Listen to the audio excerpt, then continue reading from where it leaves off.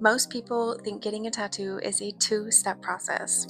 Step one, decide you want a tattoo.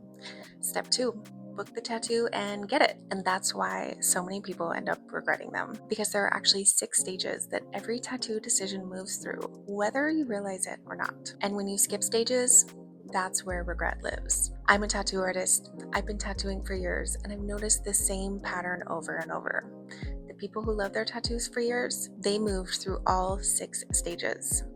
The people who end up regretting them, like me, they usually skip straight through I want a tattoo and I got it. In this video, I'm breaking down the 6 stages of what I call the collector journey, so you know exactly where you are, what you might be missing, and how to make sure your next tattoo is one that you still love in 10 or 20 years.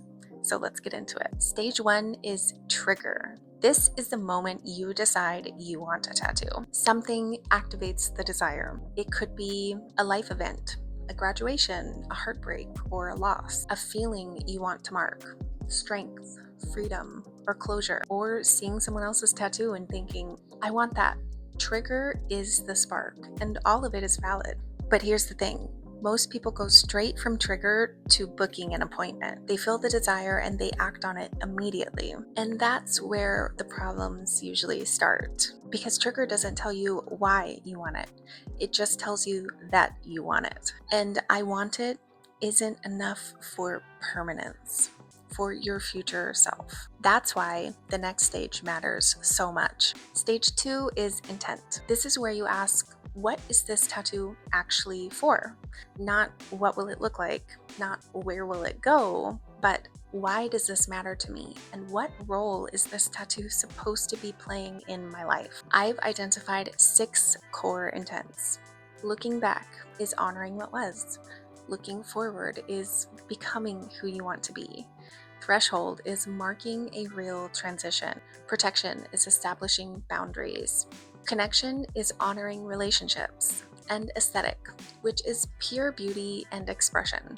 All of them are valid. And if you don't know your intent, you might just be borrowing from an algorithm, from Pinterest, from what looks cool right now. And borrowed meaning doesn't usually last. Intent gives your decision a spine. Once you know your intent, you stop scrolling, you stop saving, you stop second guessing. You know what you're doing and why.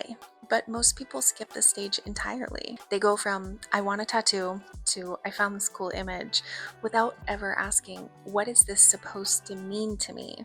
Because meaning that's never defined likely won't survive time. Stage 3 is process. This is where you test whether your idea is ready for permanence. You ask, does this make sense to who I was, who I am, but most importantly, who I am becoming? That's temporal resonance. Am I reacting to a painful experience or am I resolved? That's your emotional origin. And you ask, if I forgot the story behind this, would it still feel true? That's durability and elasticity. Process is the stage most people skip entirely. Pick an image, book, and go. They never slow down enough to ask, am I ready for this? And that's why impulse tattoos are at a higher risk of aging badly. Not because the tattoo was ugly necessarily, but because the decision was made in the wrong state at the wrong time. I know this because this is the stage where I usually mess up. Stage 4 is translation. Turning meaning into symbol. And this is where most people default to Google or Pinterest. They scroll, they save, and they find something that looks cool. But symbols are personal. And when you borrow aesthetic, the timeline of permanence can often end up revealing the truth later on. Translation is where the idea becomes real. And it works best if you've already done the work and intent and process first. Stage 5 is trust. This is where you hand your concept over to an artist and trust them to execute on it. But here's the thing, your artist can't read your mind. They can translate your vision, but they can't create a vision that's aligned to you for you. If you show up to a consultation with a Pinterest board and say, I want something meaningful, but you haven't done the work through intent, process, and translation, your artist is guessing. And even the best artists in the world can't execute on a concept that hasn't been defined and isn't resonant for you yet. Trust isn't just about finding a good artist, it's about arriving with a concept that's ready to be tattooed. That's why the work you do in stage 1 through 4 matter so much. It's not just for you, it's for the collaboration with your artist. Because when you're clear, they can be brilliant, and the collaboration works so much better. Stage 6 is integration. You got the tattoo. It's done. It's on your body, and it will be there for the rest of your life. For some people, that's immediate joy. For others, it sets in a moment of panic. Did I make a mistake?